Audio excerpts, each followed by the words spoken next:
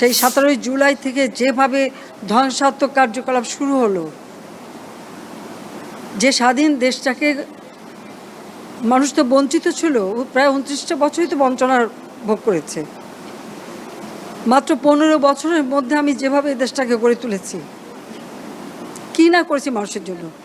খাদ্য নিরাপত্তা, বিদ্যুৎ, চিকিৎসা ব্যবস্থা, শিক্ষা ব্যবস্থা, যোগাযোগের ব্যবস্থা, রাস্তাঘাট, পুল ব্রিজ, সব কিছু ক্ষেত্রে আমাদের যে কাজ, তাতে কারা লাভবান? এই মেট্রো রেলে কি আমি চড়বো?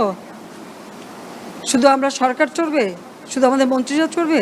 না সাধারণ জনগণ চলবে? সেটা আমার প্রশ্ন।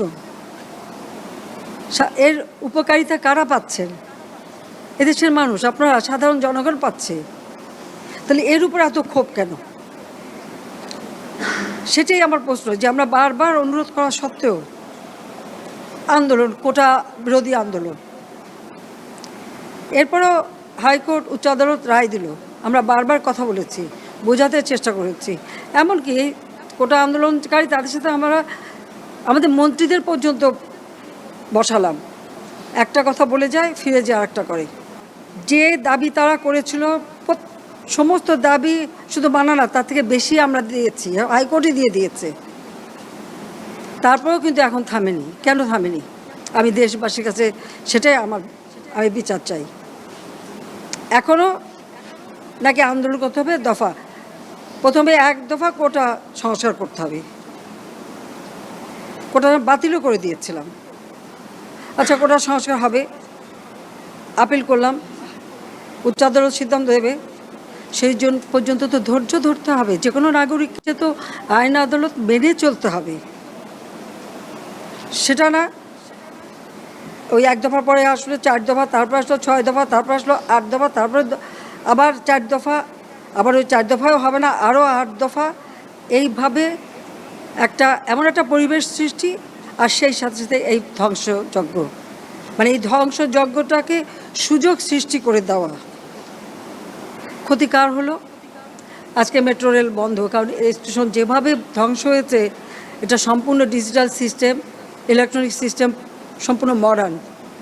এটা তো কতদিনের ঠিক হবে আমি জানি না, কিন্তু কষ্ট পাবে তো মানুষ। আপনারাই কষ্ট পাবেন, দেশের মানুষই কষ্ট পাবেন, এই ঢাকা শহরের মানুষই কষ্ট পাবেন। ঘন্টার পর ঘন্টা আবার ট্রাফিক জ্যামে পড়ে থাকতে হবে, আবার কর্মস্থলে পৌঁছানো, আবার ফেরত আসা, দীর্ঘ সময় লাগবে, এবং ওই বসে ট্রাফিক জ্যামে কষ্ট পাওয়া। আপনাদের কষ্ট লাঘব করতে চেয়েছিলাম, তা আপনাদেরকেই বলবো যে এই কষ্ট আমি লাঘব করতে চেয়েছি। এই কষ্ট আবার যারা সৃষ্টি করলো, তাদের বিরুদ্ধে আপনাদেরই রুখে দাঁড়াতে হবে, দেশবাসীকেই রুখে দাঁড়াতে হবে। এর বিচার তাদের করতে হবে। আমি তাদের কাছেই বিচার চাই। দিন রাত অক্লান্ত পরিশ্রম করেছি। এই অ্যালাইনমেন্ট আমি পরিবর্তন করে এমনভাবে করে দিয়েছি যেন দ্রুত সময় হয়, এবং সেইভাবেই এটা করা হয়েছে। আমি আরও এটা বাড়িয়ে দিয়েছি, মতিঝিল থেকে একেবারে কমলাপুর রেল স্টেশন পর্যন্ত যাবে। কেন? মানুষ আরও সুন্দরভাবে চলতে পারে। তো যারা একটু আঘাত করলো, এই মেট্রো রেল এভাবে ভাঙচুর করলো, যারা যে প্রায় 2 লক্ষ 2.5 লক্ষ মানুষ চলাচল করতেন খুব অল্প সময়ের মধ্যে, এদেশের মানুষ কত খুশি ছিল।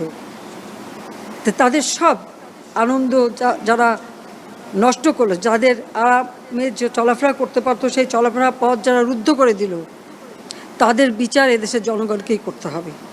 আমি সেটাই চেয়ে যাচ্ছি। আমি নিন্দা করার ভাষা পাচ্ছি না।